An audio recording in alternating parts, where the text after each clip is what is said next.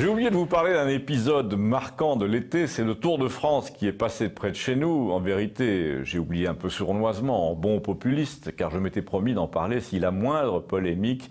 surgissait à propos de la caravane Cochonou. Mais à mon avis, les organisateurs veillent bien à ne jamais traverser de quartier hostile, et c'est justement parce que la caravane reste géographiquement à l'écart d'une certaine ville urbaine qu'il n'y a pas de trouble à l'ordre public. Toutefois, on ne serait guère surpris qu'une poignée d'associations ne finissent un jour ou l'autre, l'an prochain, dans 2 ans, par s'attaquer à cette naïve survivance d'une France menacée. Et justement, dans la liesse qui accueillait les 8 chevaux décapotables tapissés de petits carreaux Vichy rose et blanc, dans le délire approbateur qu'on a pu observer ça et là, il y avait comme un parfum de nostalgie et de résistance. Je ne sais pas pourquoi. En tout cas, pour peu qu'on se soit attardé dans la foule aux endroits où les 2 chevaux en question distribuaient des mini-saucissons à la volée, d'après ce qu'on lit sur Internet, il y en a eu plus de 500 000 quand même. Oui, pour qu'on ait un peu ouvert ses oreilles ce jour-là parmi les groupes de vacanciers et de badauds, la portée symbolique de ces 8 chevaux d'où partaient régulièrement des salves de saucissons dépassait largement la nostalgie des nappes à carreaux, des vieilles voitures et de la France de papa. Nous nous garderons bien, comme vous le pensez, de relayer les réflexions entendues ici ou là, mais la tonalité était curieusement assez revancharde, assez sérieuse, parfois même assez lourde dans l'hostilité, alors que cet aspect publicitaire du Tour de France est plutôt normalement le règne de la superficialité, de l'infantilisation des foules par le porte-clés, le gadget en plastique, le paquet cadeau, le t-shirt fluo, l'offre spéciale Cofidis.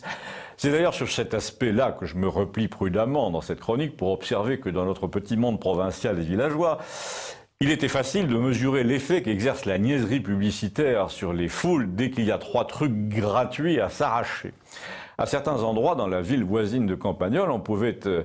assister au spectacle navrant de ces couples de 60 ans qui jouaient des coudes au milieu des groupes d'enfants pour essayer de grappiller ici des bonbons, là un t-shirt, là encore une clé USB ou un porte-savon. Et parfois, on pouvait voir, à l'écart de la foule, des grands-mères un peu bariolées là, qui étalaient leur butin à même le trottoir en disant à leur mari « Eh vas-y René, il y en a d'autres qui arrivent là, vas-y, je te dis !» Et René, avec sa petite moustache grise, repartait à l'assaut des barrières pour disputer aux enfants de 12 ans leurs friandises et leurs porte-clés. Et vous songiez à l'écart, là, comme pour avoir vu cette scène 100 fois aux États-Unis, par exemple, aux abords des stades ou des réunions politiques, que l'infantilisation des vieux par la consommation, par la convoitise, est vraiment la marque du libéralisme économique le plus éhonté, le plus absolu. En Europe, en général, les hommes de 60 ans haussent les épaules quand on leur offre un t-shirt, mais nous entrons dans une époque où leurs femmes demandent si elles peuvent en avoir un deuxième.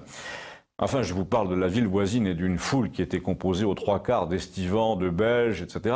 parce que je n'ai reconnu aucun natif du pays de Campagnol parmi les papis et les mamies qui étaient en train de trépigner sur le trottoir pour recevoir un sachet de mini Cochonou. C'est toujours ça. Mais 15 jours après, chez un vieux couple du village, pourtant assez digne, j'ai vu sur la cheminée une grosse main verte découpée dans du polystyrène, des crécelles, des petits cochonous dans une assiette. Et ils m'ont dit, c'est notre fils qui nous a rapporté ça. Et comme le fils était célibataire et directeur du Crédit Agricole, on commençait à se douter que la menace de la vanité publicitaire à l'américaine était en train de gagner toutes les couches de la société, y compris les banquiers, les avocats et les médecins, qui ne voient plus ce qu'il y a de ridicule à obéir aux commerciaux en toute occasion. Et bien vous, si vous le voyez encore, dites-le moi merci.